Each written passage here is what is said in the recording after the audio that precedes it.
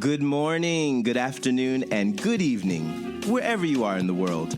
And welcome to another episode of Glass Half Full, a podcast and a safe platform where we talk with a variety of teachers, entrepreneurs, spiritualists, uplifters, givers, shakers, and serenaders.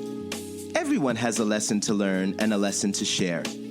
Let's use our life experiences to enrich someone's heart, mind, spirit, and soul.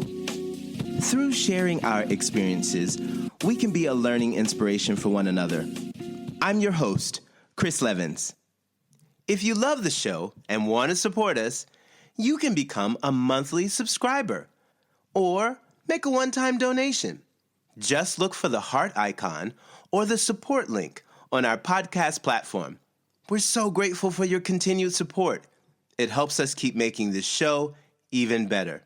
Let's welcome today's guest. Today's guest is Jeff Luther. Jeff Luther, speaker, coach, entrepreneur, and father to 3 amazing young men. Jeff knows what it's like to have everything change in a heartbeat, literally. After surviving sudden cardiac arrest, being shocked 3 times with an AED, and being diagnosed with a rare heart condition, he made a decision that defines his life and work today: to die living instead of live dying. Through his coaching platform, All Can, No Can't, Jeff helps high performers and leaders reconnect with what matters most: purpose, courage, and the power to live fully awake. Let's welcome Jeff Luther. Hello, hello, hello. How are you? I'm very well. Thank you for taking some time out to be a guest here on Glass Half Full. We're happy to have you today. Of course. Yeah. Thanks for giving people like me the space. And I want to thank you for your preparation. You made me feel so welcome and so comfortable before this ever even started. I've been on a lot of podcasts, Chris, and I want you to know I appreciate your work in preparing this. Wow. Thank you so much. I appreciate that as well. Thank you. That's a lovely compliment. Can you tell? Yeah, and I'm sure your audience gets the benefit of it. So kudos to you. Hats off. Thank you so much. I really, really appreciate that. Can you tell everyone where you are in the world and what time it is, please? Yeah, I'm in Charleston, South Carolina. So southeastern U.S., and it is 9:06 a.m. I love it. I can hear that southern drawl. It's so nice. My family is originally from the South, but I went to school in the South, University in the South. I love it. It's nice. Thank you so much for taking some time this morning. Well, we're going to jump right on in. Well, wait, you got to tell us where you are and what time it is. Oh, they all know where I'm at, but I'm happy to share that. I am in Tokyo, Japan, and it is 10:07 p.m. on Friday evening on the 17th. Yes. 10 o'clock on a Friday. I'm in the future. I'm speaking to you from the future. Yes. And all is well. Let me tell you, prepare for the good day. All is well. Love it. So I like to ask all my guests this first question. I believe that our lives are in spiritual design. Can you share your life layout or blueprint with everyone? Like how you grew up, your family lifestyle? Yeah, so I grew up, the accent really is from very, very rural Georgia. So I grew up in a super small town. I think there's 1,700 people there now. It had 2 gas stations, a post office, and an elementary school. Couldn't get lost. Right. Grew up like, I would say blue collar, probably closer to maybe purple collar, if there is such a thing. So like just below middle class. Okay. I'm the middle of 3. So I have an older brother and a younger brother, 3 boys. And consequently, I have 3 boys now, 3 sons. Wow. And life was good. I mean, life was good. You know, I've got all the all the issues that everybody else has about the stuff that my parents did wrong and all that kind of stuff. They just, they did the best they could with the tools they had. But I was, one of the kids that I would get on my bicycle in the morning on Saturday, and I was gone until the streetlights came on. I'd pop in somebody's house and have a bologna sandwich sometime during the day. I fished a lot as a kid. Me too. That's awesome. Yeah, so fun. Yes. And and I could walk out of my house with a rifle, with a 22 rifle. Wow. Walk through the neighborhood and go squirrel hunting, and it wasn't a big deal. And that just doesn't happen these days. No, we're definitely in a different time. So correct. Yeah. Does that paint kind of a picture? Yes. And I'm wondering, was there any religion in your family? Was that something that was part of something that your family was a part of? Oh, we're going to go there already, aren't we, Chris? Well, it's part of I feel like it's part of the design. We want to, Yeah. Yeah. So raised Southern Baptist. Okay. All right now. Which is part of my struggle today with religion. Okay. Yeah. Okay. And I want to go a little bit further. One of my first jobs so my first job was like as a kid, I cut grass. I was a total entrepreneur. Oh my gosh. Yes. No kidding. I stacked money under my bed. I printed my own money. Loved it. So I cut grass in the neighborhood. I'd drag a lawnmower around and I will say that I always was meticulous about the grass that I cut. I did a really good job because I was terrified about someone saying, "Hey, you didn't do a good job." And they would say it too. They would. Oh, for sure. So that was like my first job. Then when I got to where I could do like a paycheck and pay taxes, I worked at a car wash in the city closest to this little town I lived in. And I remember, like, we went to church and there were people in the church. It seemed like the most religious people in our church were the people that put the most money in the offering plate. And I don't mean to sound ugly or terse. This is what it looked like for me as a kid. Mm-hmm. And then there was a man that was a really wealthy guy, really wealthy, affluent in this city that I lived in. And still the city was tiny. I mean, it was rural. And he brought his Jaguar into the car wash one Sunday afternoon. And, he had the phone bag there in the front console. Wow. And do you remember those? Yes. The bag phone? Mm-hmm. And so everybody's like, "Oh my gosh, this guy's rich." And so, and then he wanted his trunk vacuumed out. And he didn't know who I was, which is well, hang on, it gets better. So he didn't know who I was. But I knew who he was. So he didn't know, like my dad was a deacon in the church. And so this man, and I want to say his name so badly now. I want to. Don't get yourself in trouble now. No riff-raff on this podcast. That's right. And so he wanted his trunk vacuumed out. And I remember like, we can do that. And it just wasn't part of what we did. And he didn't recognize me in the conversation, but I knew exactly who he was. So he kind of spoke over me. And when I opened his trunk, there were beer cans in his trunk, empty beer cans in his trunk. Uh-oh. So the first thing I do is judge him, right? That's the first thing I did was judge him. Mm-hmm. But the second thing I went to, okay, well, wait a second. We just sat through this sermon listening to how horrible we are as people. And of course, because that's what we did as Southern Baptists. But this guy drinks alcohol, and alcohol is bad and all these things. So it painted this picture for me where then I took it upon myself to start noticing the bad in people instead of the good. And I hate that.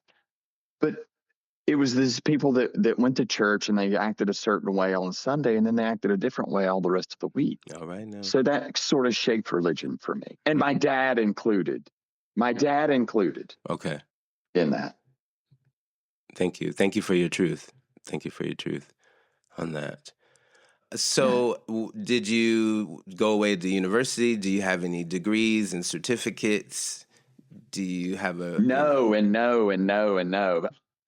I didn't do well in high school. I didn't really care. I just wanted to get to my junior year so I could get to the early release program and go to work. That's what I wanted to do. Okay. So when I graduated high school, graduated, like they finally let me leave. They're like, okay, you're not gonna make much more of an effort, so let's just get you out of here.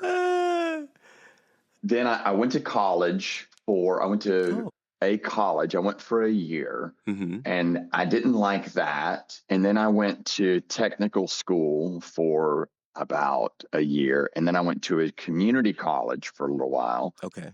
And none of it, I didn't have time for any of it. None of it worked for me. I just wanted to go earn money. So then I started in corporate life. Okay. At Georgia Pacific Corporation, which was a Fortune 500 at the time. And that didn't work for me. So I was there for a while. Ultimately, I started my own business as an entrepreneur, and I built a multi-million-dollar business on my own. On your own. And how old are you at this time? I am 51. I mean, at the time you built your business. Oh, sorry. I started in 2002, 23 years ago. So I was probably 27. Okay. 26, 27. And this was the first time, did you come from a family with this idea of feeling like, let's work for ourselves? Or No. How did you get this idea? Where did it come from?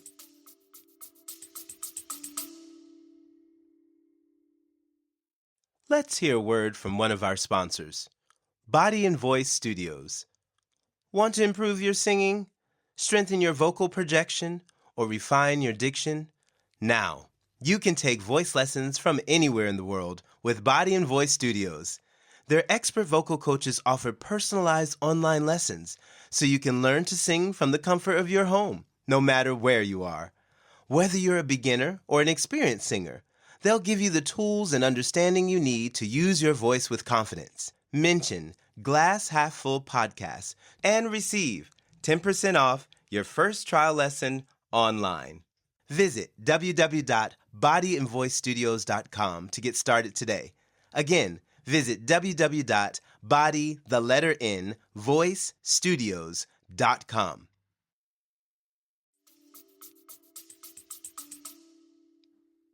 I knew that I could do things better than other people were doing them. All right.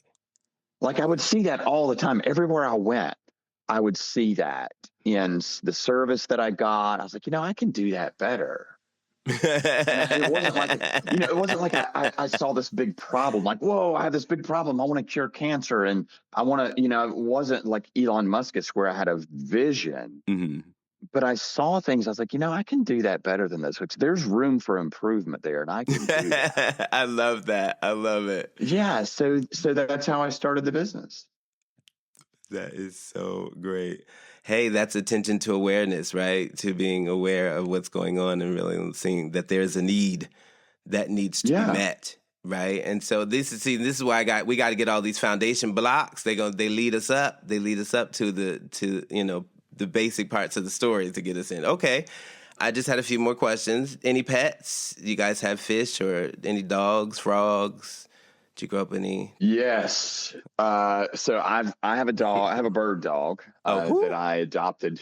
A bird dog, a Brittany, a hunting dog. Oh, okay. I never heard of that. All right. Yeah, the American Brittany or Brittany Spaniel. They look much like a Cocker Springer Spaniel. Okay. Yeah. Yep. They look just like a Springer in color, but they're bigger, a little more slender. So bird dog that I adopted, he was a rescue. So I got into bird hunting, upland birds. Okay. Woodcock, quail, pheasant. Wow. Could you get it? Could you catch them? Well, so here's the way it works, Chris, is you go through the woods with your dog, and your dog just kind of takes off running. He just runs. But when he smells the bird, they're ground-dwelling birds. So when he smells the bird, he stops and locks up on the bird and points you to where the bird is. Okay. So then you walk up to where the bird is, you flush the bird out, you shoot it, and then the dog goes and fetches it for you, provided that you hit it. Now, you got to be a much better shot than me to do that with any consistency. But wow. Okay. That's the way it works. That is it. Okay. I wonder. Thank you for breaking that down, because we see it on TV for all of us who don't do that. And we're not really sure exactly. So now folks, they get the flow of it. Okay. Wow. It's so fun. And it's so fun because the dog that's what they're, that as far as they're concerned, that's the only reason they're alive is to do it. So to watch their excitement and how they love to work is so fun. And this dog is the love of my life. Oh And my gosh, that's so yeah, sweet to say. Wow. yeah, he's so amazing. Wow. Okay. All right. Then this leading us up to the next question. So there's 3 kids have appeared. Yes. Is there where did you meet the person who has given them life? Are you trying to tiptoe around? Am I married, divorced, or what happened? I just wanted to lay it out because it wasn't given to us, but we want all the little parts to lay out so we can get the fullness of the story, please. Yeah, so this is a good part of my story. I lived in it. I grew up in a rural suburb of Georgia. Then Okay. I wanted to move to the big city. I bought my first house in downtown Atlanta Okay, ATL. in 99, I think 99, 2000, somewhere in that range. It was a good year. Definitely. Yeah. I graduated Yeah, university for sure. in 99. Okay. So where did you go? Where'd you go to school? Shenandoah University, Conservatory of Music in Winchester, Virginia, in the Shenandoah Valley. Very beautiful area. Beautiful area. Very gorgeous area. So I bought my first house there. I was in Atlanta. I worked downtown. I was working for the big company, and then they transferred me out to Denver. So I applied for a position within the company out in Denver. So I got that job, and a bunch of friends threw me a going away party. Okay. I met the woman that I married at that dinner. Oh. She lived in Atlanta. She was there with a friend of hers, so I met her there. I had the job in Denver, but I still had a job in Atlanta, so I was finishing the 2 out. I had an office in Denver, an office in Atlanta, and I would split my time between the 2. So I was flying back and forth, and I would see her when I came back to Atlanta. Ultimately, she ended up moving to Denver. So she was out there in Denver for almost 2 years. She hated it, so we moved back to Atlanta, and then ultimately got married. And then, how old are you at this time? I was 27. Okay, so the business has started. 26. So this is before the business has started or after? This was right before. Okay. So I had gotten married, bought a house, and quit my cushy job. Okay, we was living in the same week. Well, okay, same week. We were living on the edge. Living on the edge, yeah. If it's the time period. I get it. It's different now. Things are different. Okay, right. So you marry her and you begin to start a family. That's right. Okay. Please continue.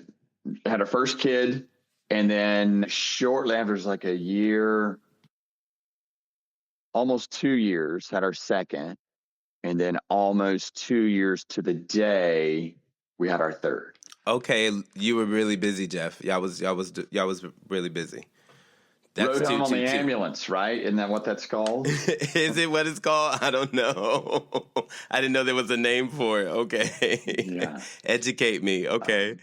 Wow. So it's at a time in the past, women would go to hospital to have babies, and they would send them home in an ambulance. So we used to have a lot better service than we have now. So they would go home in an ambulance. Wow. And then those that would stack kids up, they would say, "Oh, wow, your husband rode home on the ambulance," with the assumption. Yes. Yeah. That's hilarious. And I need to add here, Chris, that my third kid, my youngest, Knox, he is my favorite. So I know that we're not supposed to have favorite kids. Oh my gosh, I Jeff! Know. But when I started my podcast 2 years ago, he said, "Hey, Dad, would you ever say on there that I'm your favorite kid?" And I'm like, "You know what, dude? I'll say it every episode. I'll do it." Because he was bold enough to ask, I have to be bold enough to say. So he's my favorite. Now, but is it true, or are you just saying it because you told him that you would say it? What's the truth? Now that we put it out, I just say it because I told him. Okay, there it is. See, now that's all. People ask the right questions, we get the correct answers here. Exactly right. This is it. I love your curiosity. Thank you. Thanks, Jeff. Okay, so bring us all up. We're going to jump now. I want you to take us back to the day in the CrossFit gym. I want to know what's the first thing that you remember before and after the moment, and then we're going to talk about through the moment. Okay. So I'll give a little preface here. Part of it is please. to build my ego, and part of it is to just to build it. Why not? I'm an avid runner. So I used to be in a former life. I love to run. I'm competitive. I'm an athlete. CrossFit is my thing. I love it. And so back to your question about okay, wait, can I pause you real quick? Because maybe some people like my mom would not know what CrossFit is. Please break that down to people exactly what it is, because it's not just like I'm going to the gym. No, it is not. CrossFit is where high intensity interval training started. So CrossFit is a marriage of everything we need to do in life to live. Like, you know, a burpee is difficult and it's a pain. A burpee is when you drop down to your chest and then you do a push-up, you jump up to your feet, and then you stand up and then you jump up off the ground. Yes. And burpees are done in succession, like in groups of 10, 15, 20, whatever that is. But also this stretches into our adulthood and as we age, where, you know, I've fallen and I can't get up. If we can keep moving and keep doing these simple movements, then we're never in a position where we have fallen and can't get up. So CrossFit is designed to be functional movement. It's very high intensity. Some workouts might only be 6 minutes. Okay. And at the end of it, you're dripping. You feel like you saw your life end. Oh gosh. So it's super intense. It's designed with gymnastics, with weightlifting, with cardio, running, cycling, rowing, all of those things. It's a very intense exercise, and it's usually done in groups, you know, like in a gym. And the gyms used to be very archaic, utilitarian. They were in bad parts of town, dirty, and that was kind of the grunge of CrossFit. So ours was in a big metal building. Okay. So how long have you been doing CrossFit at this point? I've been doing it for 7 years. Okay. And you're a healthy person. Did you feel that you're a healthy person before this? Did you feel like, you know what, Chris, I eat well, I exercise, you know, I get that checkup. Okay. Oh yeah. So the ego part, I ran the week before this happened, I ran a 50K the week before, and I came in second place. Like that was. Did you say you came in second place? Second place, yeah. I showed up to that race. Let me give you a little of this. Wow, that's huge. Well, I showed up to that race to win. That was the only reason I was there. I was going to win. So I'm fit. I'm in shape. I believe you're in shape. After that, wow. So coming off of COVID, I started when I would run. Like my favorite thing to do is run at 3 p.m. when it's super hot, super humid. Like I just like that. You know, I like the punishment of it. So I started getting heart palpitations. And so finally I went to a cardiologist and said, hey man, you know, when I go on these long runs, I start feeling my pulse in my neck. It's elevated, it's high, it's intense. And I can feel my body kind of slow down. Something's not right. So he did all these tests and he said, Jeff, look at you. You're totally fit. I mean, you're the pillar of health. You're fine. You're fine. Like, all right, I'm fine. So I just went back on my merry way. So I ran that ultra 1 week, and the next week I was in the CrossFit gym on a Saturday morning. I was with my 16-year-old son. He and I were doing the workout together. It was a partnered workout, Chris. For those that don't know anything about CrossFit, when you do a partnered workout, it's like I do 10 deadlifts, you do 10 deadlifts. I do 10 squats, you do 10 squats. Oh, and that's how repeating, the partnered workout works. Okay, we're mimicking. Yep. Okay. Yeah. But you're trying to get to a logical end. Like if you had 100 burpees that you had to do, I would do 10 and you would do 10, and we would do them as fast as we could until we did 100. Okay. So one thing about a partnered workout, I have to watch you really closely so I know what number you're on, so I know when to start. Okay. also, if I start to get a little bit of an edge on you in the workout, then I can really bury you because I can do 10 really fast and you haven't had much time to rest. Then you have to do 10 and you're Oh, slow. So it gives me more time to rest. got So, it. it's like it's a delicate dance. Hmm. So me and my son are partnered together. We're paying very close attention to each other. I'm starting to get a little bit of an edge on him, which feels really good. It's like the last time that'll ever happen. And we started wall balls, and I felt my pulse do that same thing again. So I was like, dang it. I just had to let me stop for just like 2 seconds and then it'll catch up. Well, it got worse. And then it got worse. And then it got worse. And finally I was like, I've got to take a knee. Oh my gosh. I started to get faint. Then it still got worse. So it was like, I have to take another knee. And one of the things about it is there was a guy there. He put his hand on my shoulder. And I was like, hey, I'm scared. I'm vulnerable. I don't know what's happening. Get your hand off me. And then in a flash, I was like, whoa, I'm scared. I'm vulnerable. I don't know what's happening. Please do not let me go. Don't let me go. Mm. And then I got faint and I was like, I've got to lie down. And I started going out. And as I was laying down on the ground, I saw my son's shoes walking towards me. And that is the very last thing I remember because I saw his shoes. I was like, I've got to get up. And I remember my brain telling my body to move, but my body had no hydraulic fluid. I couldn't move. And then I was out. That was it. Wow. Hmm. And so you're out.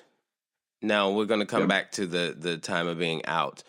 When you wake up again, when your eyes open, where are you? What's happened? Where do you When think I that wake up, Yes.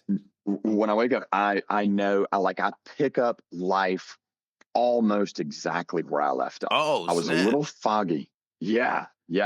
I wake up. I knew I was at CrossFit. I was wet, which was bizarre because they'd put ice on me while I was out. We'll cover that. But I look at the coach and I had this horrible taste in my mouth. Mm. It was like it was like a hangover. Like I don't drink, but I have, and I have no opposition to it.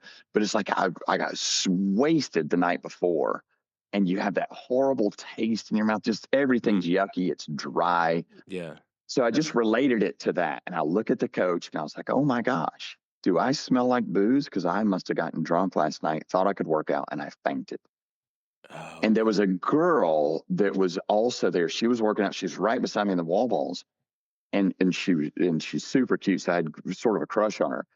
And I looked at her and I said, hey, were we doing a sit-up contest? So it was like, if you're falling asleep and someone talks to you, you kind of, you merge life with your dream and you try to talk and then you're like, oh, wait, that's not right. Okay. So it was like that. And then I really came to. I knew where I was the night before, everything. I couldn't piece together that morning. I woke up screaming. So I don't know if that's what woke me up or if I woke up to that, but screaming. I mean, like screaming. Like And people full, still like talk about yelling. it. Oh yeah. And people, but it wasn't. It was just the most bizarre. It's like the most visceral, come from my gut scream. And people still talk about it. They're like, that's the most eerie thing I've ever So it was heard. something more like in the pain or in some discomfort, that type of scream we're talking about. I think so, yeah. Or fear, Okay. maybe. Wow. And so do you remember screaming or waking? Like, did you rise up screaming? Were you laying? Yes, I sat up. Because this is what I imagine the force of air would move, that you would have to move to bellow out. Like it would force you out, right? To move up at least.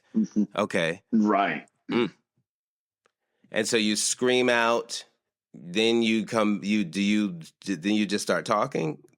This is I just kind of start talking. I look around and I remember I knew something had happened and I thought that I had passed out. So I looked around and I was trying to be cool. It's like I just tripped and I didn't want anybody to notice it. Thank you for your honesty. I love that. Yeah. Especially with old girl nearby, you didn't want to feel like, hey, you know. That's why you threw the little joke on the side, like, hey, you know. And she over here like, dude, we just saw you come out and you just yelled your soul out of your body. Like, we are you okay? Like, okay, so has the ambulance been called? Do they say, hey, we'll just put you in the car? They're coming in. Okay, all right. Take us. They're coming in. Take us to it. So they're coming. So I look down. I've got pads. I've got pads and on my chest, stuck to my chest, and wires. My shirt's off, and I'm starting to piece it all together. Then the ambulance is there, and they're like, "Hey, you know," and they were very condescending, like, "How much pre-workout did you do?" and all this stuff. And I was like, "Oh, none." So then I start realizing, and when I said that to the coach, I said, "Hey, I'm sorry. You know, I must have gotten drunk last night and came in here and thought I could work out, and I passed out." And he said, "No, that's not it." So then he was talking to the EMTs. He said, "Hey, he just ran this big race last week. Maybe he's dehydrated. I don't know what happened. The guy's fit." And they're having this exchange, and then they start putting me on the stretcher to take me to an ambulance. And I was like, "I don't need to go to a hospital. I'm fine. I don't need to go to a hospital. This is ridiculous." But they convinced me to go, and so I decided to go. Okay, so you get to the hospital. I'm sure your son is freaked out. Yes. Because he's 16, you know. I mean, anybody would be freaked out, but like, you're a teenager and this is your dad. Yeah. It's like, what is going on? So he's with you in the ambulance. You guys go to the hospital.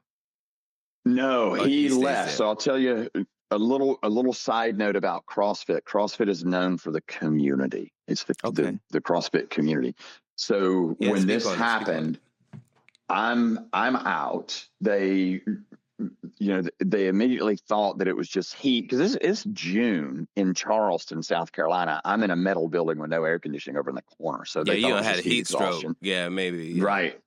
They lay me on my back. They put my legs. They're slapping me around, put ice on me, and then someone says, "Whoa, he doesn't have a pulse." So then the pandemonium starts, and there was a woman there. I was fortunate because there's a woman there who also is the safety director for our aquarium here in Charleston. So she takes charge, like, "All right, someone start chest compressions and go get the defibrillator." So they did that, and my son's like, "Whoa, wait."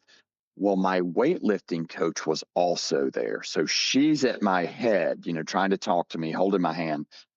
And then Cash, my son, is standing over me. Everybody's kind of in a circle around me watching all this happen. They put the defibrillator on me, and the way the defibrillator works is it has to detect some sort of rhythm. It's not like the movies where they shock a dead person back to life. Mm-hmm. It has to detect an electrical signal to short that signal or to use that signal to get the heart back on rhythm. So when they first put it on me, there was no signal. So it said, do chest compressions. So they're doing chest compressions. Then it found a signal and it said initiate shock. So you press the button to shock, and it shocked me, and I flatlined. So it gives an audible flatline. So that's when everybody lost their mind. There's a video of this. Actually, the gym had camera. Stop it! You are on social media dying. No. No one ever put it out. No. Okay. I'm like, people, stop it. Like, oh my gosh. Like, wow. But still, the fact that you could look at this yourself in technology today, that's a lot, for self, Okay. I never watched it. Okay. I still haven't watched it. Hey, at this point, you've lived it. Like, that's enough. So everybody loses it. People scream, and my son loses his mind. So, of course. So Jen, our weightlifting coach, she gets up, she picks him up to walk him back. She starts walking him back away from me, and everybody makes a circle around me so he can't see. Okay. So he's just lost it. And then, so they create like a curtain where he doesn't see what's happening. And she ends up taking him outside and then takes him to my house. Okay. So he's gone. Okay. And that was one of the things that bothered me when I woke up. I couldn't find him. Okay. Ooh. Okay. So let's get into it. So how long before that they 8 minutes. I was out for 8 minutes with literally no pulse, no breath. now that's a bit of They were doing time. chest. You know what I mean? Yeah. Like commercial breaks seem forever and they're only like, 60 seconds if that. That's Yeah. a long time to be out. Now, of Yep. course, I just want to touch while we're in this talking about the fact that you were out in this time. Was there anything that happened to you that while you were out in this time? Was there any type of spiritual thing or anything that happened that you would say that you could remember when you woke up consciously? Nothing. Okay. Nothing that I recall. Nothing. And And that's why I say I need consciously, to, yeah. yeah, yeah. I need to make up a really fun answer for people because they ask me that a lot. I just Well, need to make up a good because lie. when people come back, because people do have stories. I've had a few Yeah. guests that have gone and things have happened. And they can remember, so they're able to tell some of the story of it. Some people don't Yeah. remember like you. They're like, I don't remember. And they do like hypnotherapy to find out, something actually did happen. And, there's all these little things of that sort. But okay, so 8 minutes out, I'm sure they are thinking that you are dead. Oh Like, yeah, yeah. Because it shocked me again. It detected rhythm again, shocked me again, flatlined again, and then the third time is when I came to. mm, wow. Okay, so how has this situation, that moment, how has it affected your life today? How has this propelled? What has this done from this moment on? Give us a little taste of the things that have happened. At the hospital, I was in the hospital for about 4 days. They couldn't figure out what was wrong. They're like, "Oh my gosh, you're so fit. How'd you have cardiac arrest? What happened?" Hmm. So after 4 days, they diagnosed me with ARVC, arrhythmogenic right ventricular cardiomyopathy. So Wow, it's that's a lot. genetic, and it's a problem with my right ventricle. Okay. The issue is that a healthy heart, when you exercise, the muscle fiber in the heart wall, they tear and then they were built back stronger. That's why we're encouraged to exercise. Okay. With this disease, when I exercise, the muscle fiber in my heart tears and then it's infiltrated with fat and scar tissue. Oh, The wow. heart wall is where the electrical signal travels. So it creates a problem with my signal. It's not a plumbing blood flow problem. Okay. It's just a signal It's a problem. connecting, yeah. So when I got my diagnosis, they told me all this. They said, exercise is going to kill you. You have to stop. In a No. nutshell. Oh, no. Yeah. Wow. And I was like, oh, well, y'all have this so wrong. I don't know how you could get this so wrong because that's not true. Mm. Denial. And yeah, I got it. So I got a defibrillator implanted. So I do have a defibrillator implanted in my body. So I Okay. don't need an external one. Now, And what I does that waited. mean? Yes, please. So the shock that finally brought my heart back online, Okay. now I have that internally implanted in my body and it monitors my heart continuously. So It's if it will around the shock clock. on its own if things happen. Is that what you That's mean? correct. Okay. Yep. Okay. Yep. Oh, So that's pretty cool. if I go into a bad rhythm and my heart stops, then it will shock to bring my heart I didn't even know they had back up. something like that. Wow, that's awesome. Okay. Yeah. Wow. Now, um, are you being beeped when you go through the airport? Are we dealing with yeah, I have to go through. So it's metal. I have to Oh go through that gosh. whrough body So I thing, just and then they have to wanted pat me to, just a down. weird question to ask, but I just wondered, it just popped into No. my head. Oh, well, let me tell you this. Uh-oh. When I have two funny stories. Oh, Um, do share. the first one is when I was getting this all done. This is all new to me. I'm scared and I don't know what's happening. Kind of thing. So they're talking about. I was just asking all these questions, like what if it quits? What if it doesn't work? And they said, oh, well, there's a magnet in there. Because I was worried. I was hearing all these stories, these horror stories about people Mm-hmm. getting shocked like 50 times driving to the emergency room. And I was like, I don't want that to happen to me. Like, if I start getting shocked like 50 times, do I have to come here? Do I have to cut it out? Like, what happens? Mm-hmm. And they said, no, you have a magnet. There's a magnet on this thing that we can put on the outside that will, it's like an on-off switch. So you put a real strong magnet that's designed to just turn it off, to shut it off. Oh, okay. Well, do you know how metal detectors work? No. It's a magnet. So there's a magnet, and if it detects metal, that magnet pulls to a sensor and causes the beep. Oh no. So yeah, the first time I went to I think it was a graduation, but it was at a convention center. So they wand you down. I was like, hey, don't wand me here. And this guy, first thing he does is wands me there. So I freak out, it's beeping and everything. I was like, oh my God, you just turned my defibrillator off, which he didn't, but that's how I lived, like this fear of that. Wow. Yeah. And now you don't have the fear now currently. Now I don't. No, like I've accidentally walked through metal detectors. I just, the further you get from trauma, the healthier you become. All right now. So time is your friend. So that, you take a step forward and you get more distance. You take a step forward, you get more distance. So the further I've gotten, the more, because things, I got wanded at the stadium by that guy, or at the Coliseum by that guy, and it didn't kill me. And then I went through a metal detector by accident. It didn't kill me. So yeah, I have to do all of that stuff. I know that's right. Stepping out on faith a little bit. That's it. Right? You talk about rebuilding your life 30 seconds at a time. Can you explain what that means and how it has become part of your healing process? Yeah, just kind of looping back to what I was talking about. So I told the doctors, I was like, oh yeah, y'all got it wrong. So I waited 30 days because I just had surgery. And then I went back to the gym. No. I was like, yeah, I did. Jeff! What?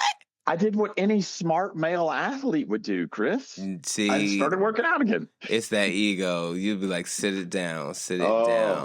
Wow. Yeah. You were asking for it. You were like, I went back. Everything was fine. I went back. I was working out. I was like, see, I can work out. It's fine. And then it happened again. Ooh.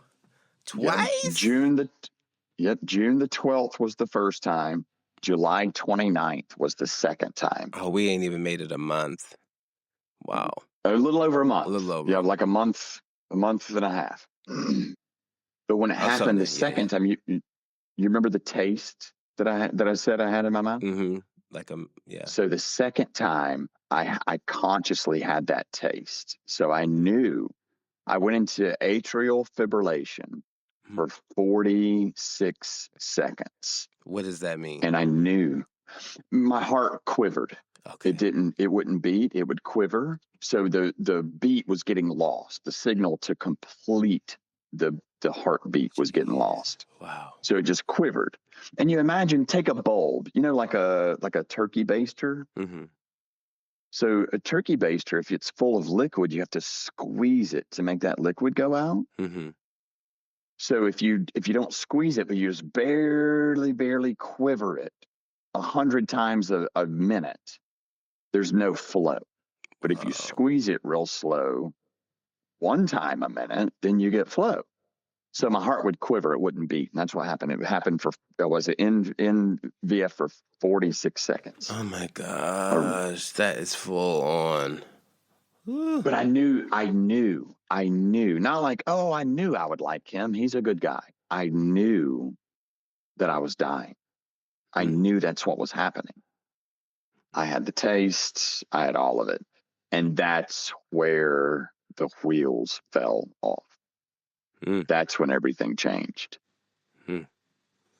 And I'll tell you this, to anybody that's listening, we always talk about, oh, life is short, do the thing. Oh, write that book. Hey, build that business, do that podcast, all these things. So true. When I was dying, I never once thought I should have made more money. I should have had a more successful business.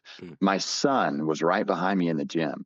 When I was dying, all I wanted and all I could think about, even in the hours after, I wanted to turn around and hug my son. I wanted to touch the coach was right beside me, Stacy Barclay, who's an amazing person. I wanted to touch her arm. I just wanted to connect. I wanted to connect with people. That's what I wanted. I never thought about what I didn't do. I never thought about, oh, I'm missing out on life. I just wanted connection right there. I wanted someone to look at me and grab my arms and say, hey, it's okay. You're going to be okay.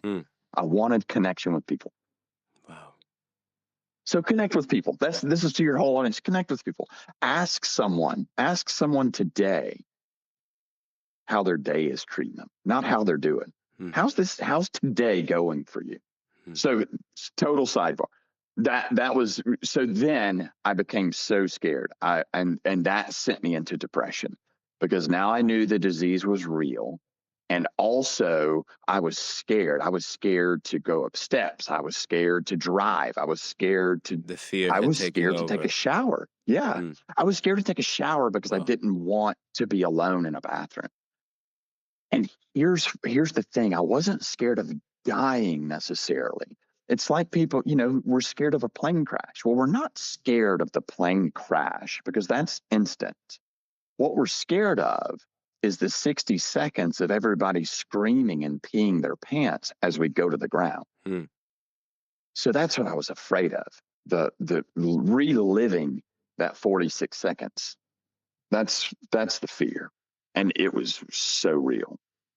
And then a month later, Chris, is when my wife of 23 years filed for divorce. So I was in a really dark place. Now, let me ask you about this. Was this something that was happening even if you did not have this cardiac arrest? Was the marriage already going to be, or was this because of what had happened? No, I think it's the opposite. I think that the heart issue came about like just broken heart syndrome, because she had already started.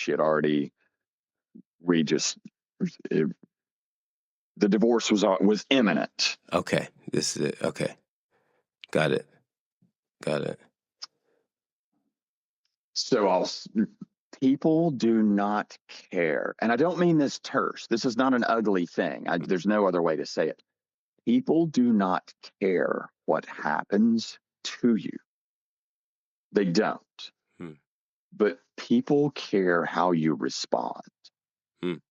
And what I mean by that is, like, I tell my story, and to me, like, it's hard for me to tell the story without crying, especially the part with my son watching it, and Jen taking him away, and all those people being so present to block his view of me, like all those things. It's just, it's so emotional for me, but you can't get there.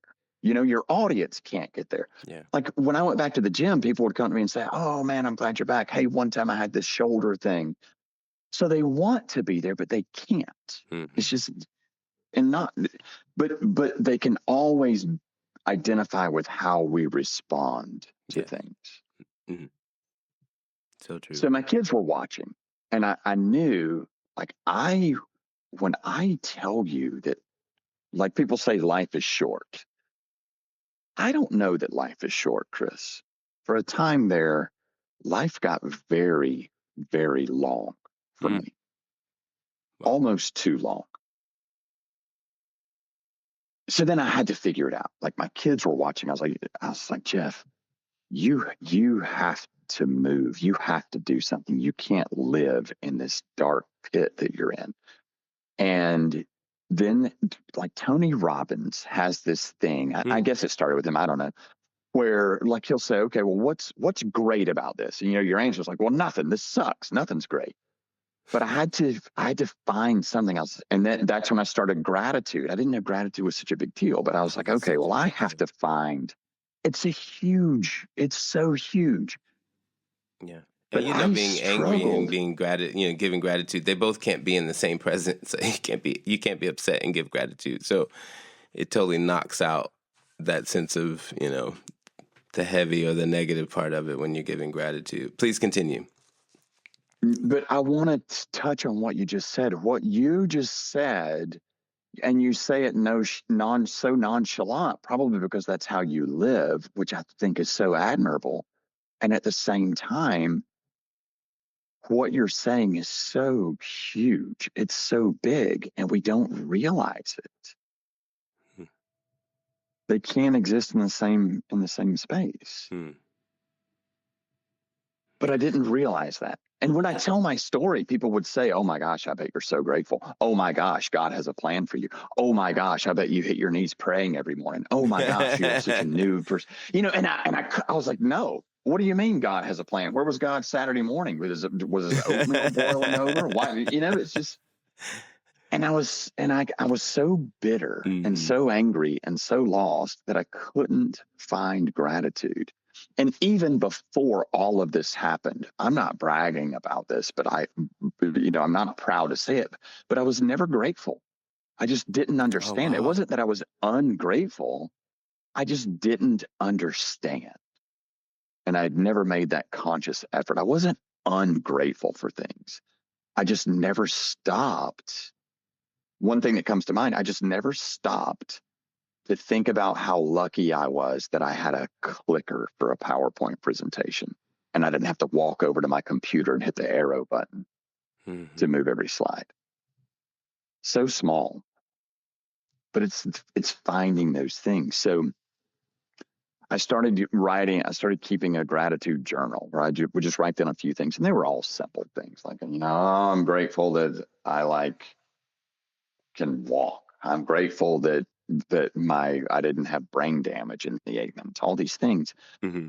And so one day I'm kind of struggling for gratitude, and where I live, I'm on the ocean, so coastal town, and I fish a lot, and there's a shrimp season, so we'll go out and net shrimp, and that's one of my favorite things to do. And that's like, I'm like shrimping today, and it'll be fun. I'm grateful that I can go. And then I was like, why do some people have a shrimp allergy and some people don't? I'm so glad I don't. Whoa, wait a second. Yeah. And so then I was like, well, wait. It's because their body is different and their body responds differently. Mm-hmm. Well, maybe, just maybe, my body will respond differently to this disease.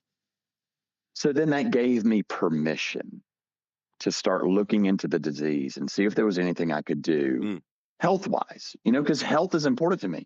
I was working out with my son when it happened. I connect with my kids through activity. I play spike ball with my kids. We wrestle. I work out with them. It was an important thing for me. That's how I process that. That's part of my identity. So then I started doing research, and I found some ways that I could exercise. So, Chris, I did what any smart male athlete would do. I went back to the gym. Oh my gosh. But I did it different. Okay. I researched the things I could do.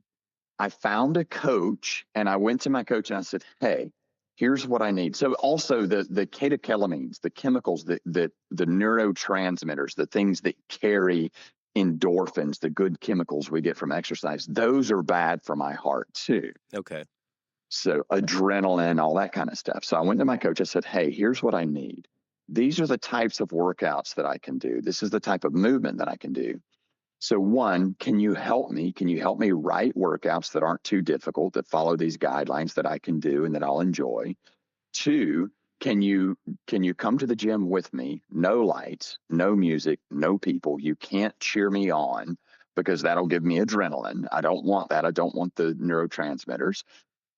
And then three, are you willing to call an ambulance if I die? Wow, And he that's said, a yeah. lot.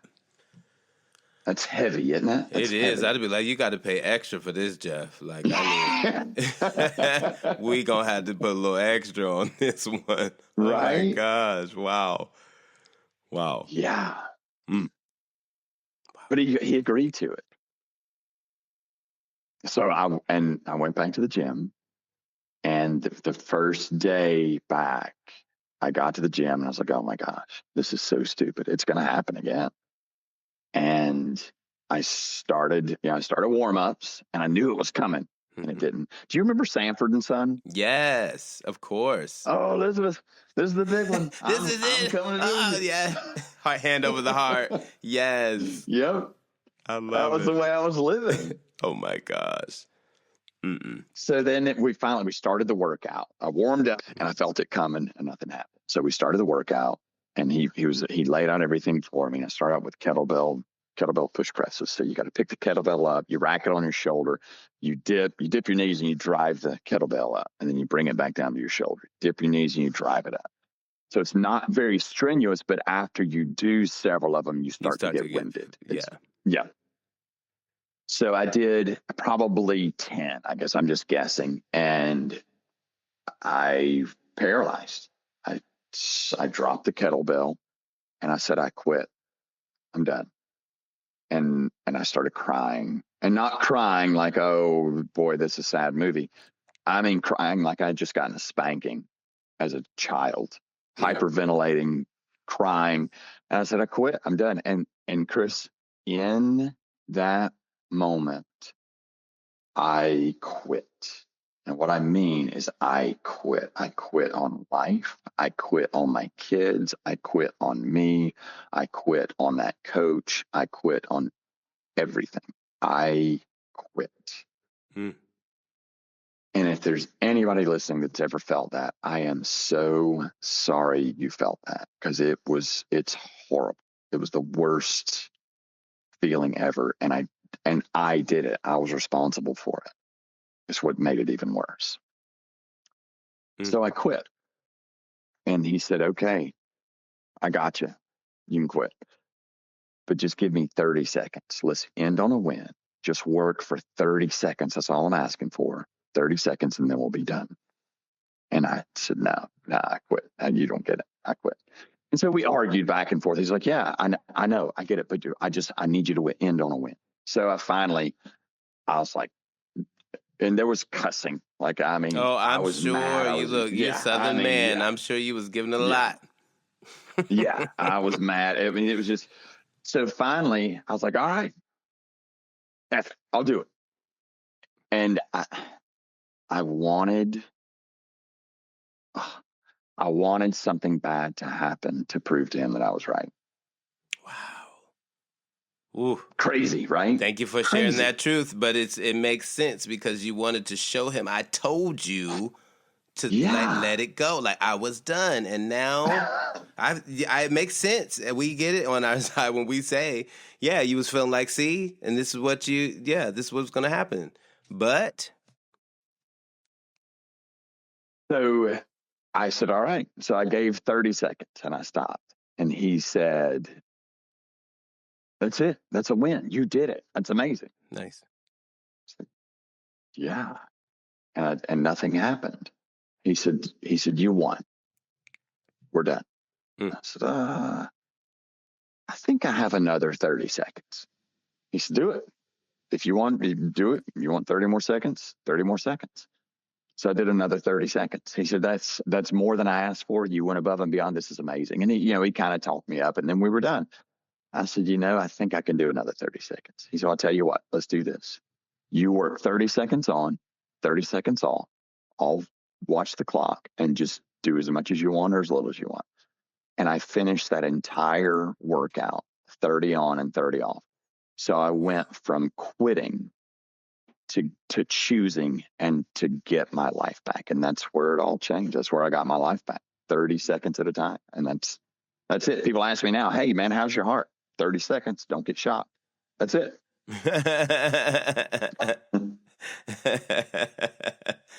I love it. I love it. I love it. And you know what? It's just, we have this saying, right? Isn't it just a little by little? Right? Yeah. And it is just this, just little by little, but we move past that in life. We just want to get it done, especially when we're used to being so independent and doing, but little by little, my grandmother used to say, yeah, you can do it. Saving everything. You can have what you want little by little. So yeah, 30 seconds at a time. I love that. That's a great motto. That's teacher worthy. Take a step. The ground will find you. It found me. It found me on my face. Wow. But I got up. You take a step. The ground will find you. Don't fall forever. And even saving money. It's hard because we want the end. We want the end immediately. Yeah. But $20, I mean, who wants? I mean, that's $20. We'll do $20 5 times. Now we're 100. Yep. So. Oh, that's great, Jeff. I love that. I want to ask you, you said that our beliefs don't shape our future, they shape our present. What's a belief that you have completely had to rewrite after this experience? The success is measured in the action. That's a belief. Success is measured in the action. Success. So we set these goals, and then we think the goal is success. Okay. So if my success is to let's put it in weightlifting terms, my success is to deadlift 300 pounds. Does that mean once I do it, then I have to stop? No, my goal is going to shift, but the success is putting my shoes on and going to the gym and doing the exercise. Exactly. Yeah, that's the success. Yeah. So that's a belief that I had to change. I had to come, and I didn't realize that. But yeah, I had to figure that out. That's a big one, and that opens so much, because that's something that you can teach your boys who are young, right? Yeah. And that is the foundation. I feel like it's the young people. That's what the attack is on, is the young people and their minds. They're not as made like they used to. With all the social media, the people's, the young minds are just a little weaker. And, right. So this is it, that you can share this type of knowledge with your sons, men who are growing out in the world that can continue to share and pass this knowledge on, Yeah. But yeah, you're right. Success is, we're going to see it. I love that. That's a great expression and understanding. We can all understand that as well. I'd like to ask all my guests this final question. Is your glass half empty or half full? What day?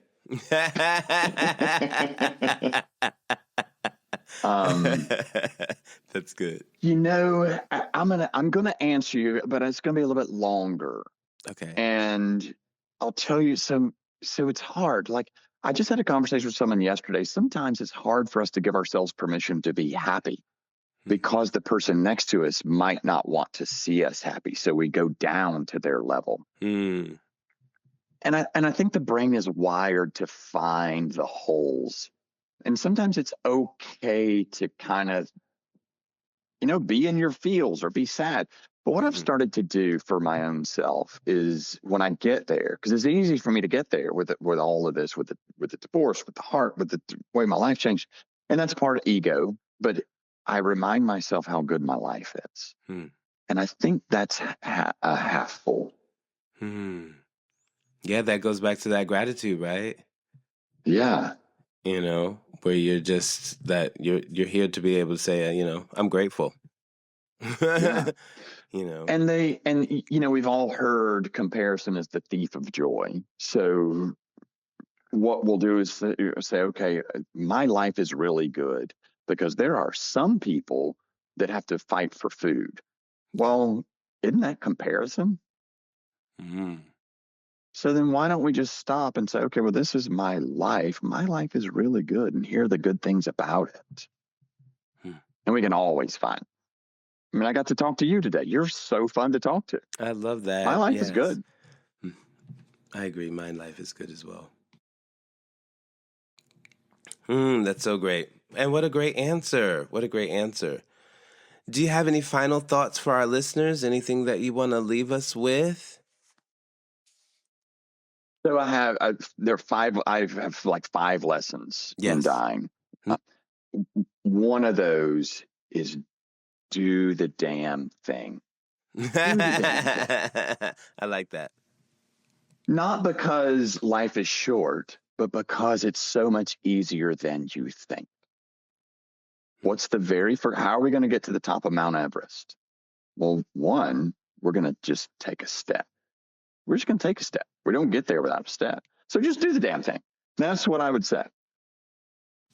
I love that. And you know what? Just taking, someone else said that we have to give ourselves shine or give ourselves praise when we just, even if we get the clothes on to go to the gym and just pick up our keys and just don't leave out of the house, the fact that we have, prepared to get ourselves there is a step in the right direction. So that 100%.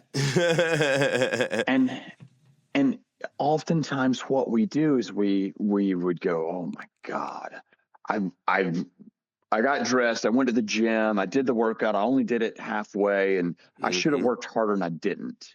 Yep. Hey man, I got up and I got out of the house on time. I put workout clothes on and I made it to the gym. Okay. Success. Yes. Yes. This is it.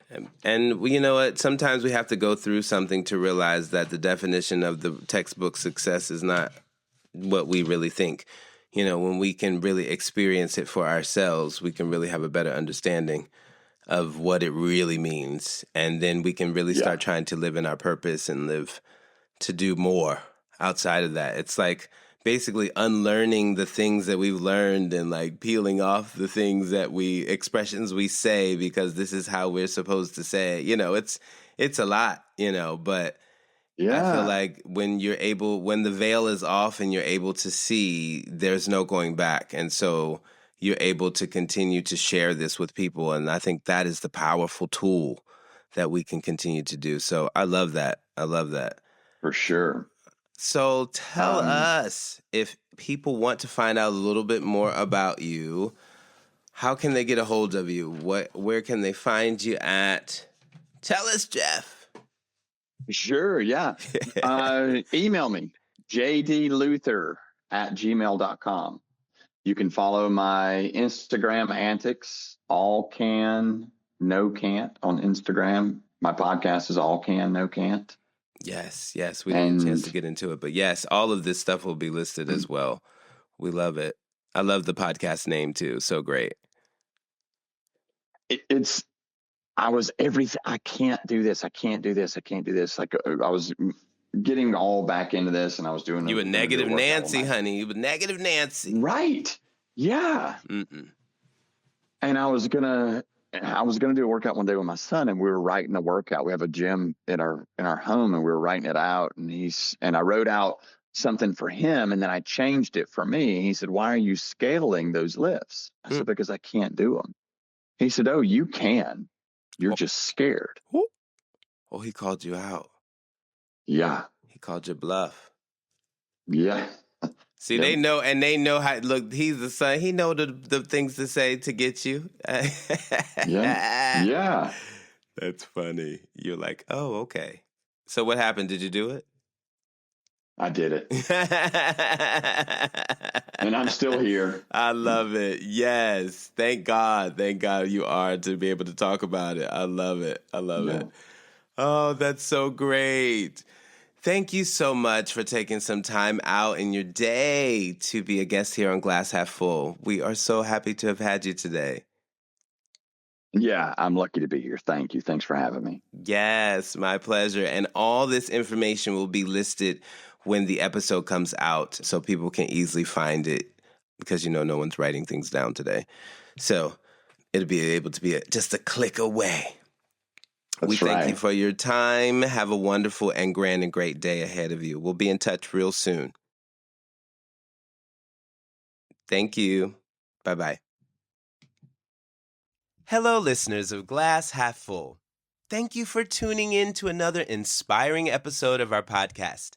I'm your host, Chris Levins, and I want to express my gratitude to each and every one of you for being a part of our supportive community. Remember, Glass Half Full is not just a podcast. It's a safe platform for everyone to share their life experiences. Your stories and voice matter, and we appreciate you for being here with us. If you enjoyed today's episode and want to stay updated with our future content, please subscribe, follow, and rate our podcast on Apple Music, Spotify, and YouTube. Your support means the world to us, and it helps us reach even more listeners who can benefit from these valuable life experiences. As we wrap up this episode, always keep in mind, you are blessed. No matter the challenges you face, there's a reservoir of strength within you. Until next time, stay positive. And remember, the glass is always half full. See ya!